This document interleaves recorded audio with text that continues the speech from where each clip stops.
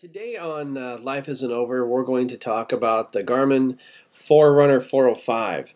And actually what I'm going to focus on today is the Garmin website where you upload your data wirelessly from the Garmin Forerunner 405 to the AntStick, which looks like a jump drive.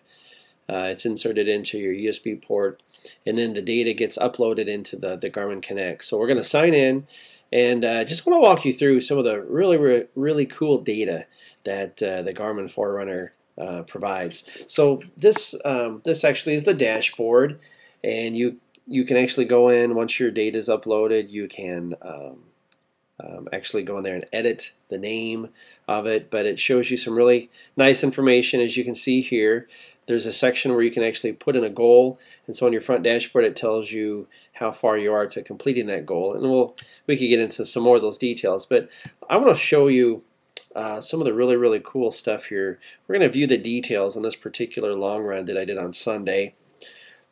So right away you can see it was a training run, gives you the time and the distance. The pace does not show on here.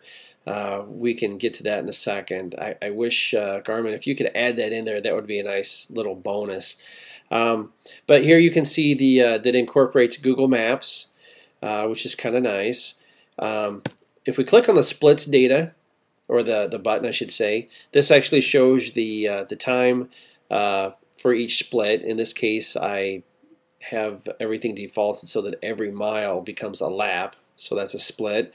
So each mile total time given here, you can see that like I said a few shows ago, it was a bad time for me because number one, I hadn't fueled up enough, and number two, I went out too quickly for this long run.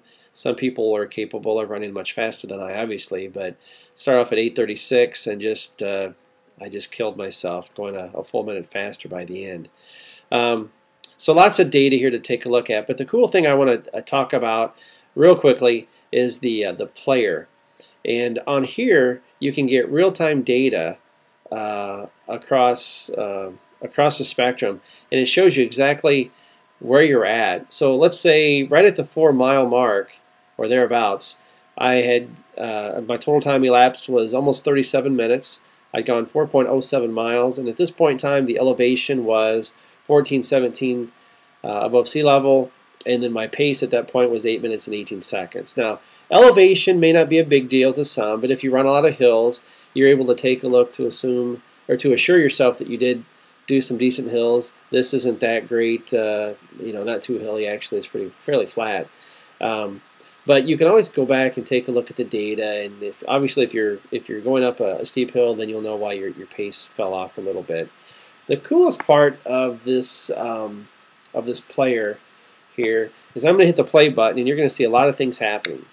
First off, you're going to see this line, so it kind of shows where you're at during the process, which coincides exactly with where you were with the GPS-enabled Forerunner 405 on your wrist. So isn't that sweet? And then not only do you get to see where you're at physically, you can kind of see where you're at data-wise, and then down here, similar to an equalizer on a stereo, it gives you real-time response data that coincides with the information up here. So I'm gonna watch myself kind of run down, and it takes 30-45 seconds, I suppose. You can speed up the time of the little guy running around the map if you want to, using this up here, or you can make the entire screen go much larger if you wanted to as well.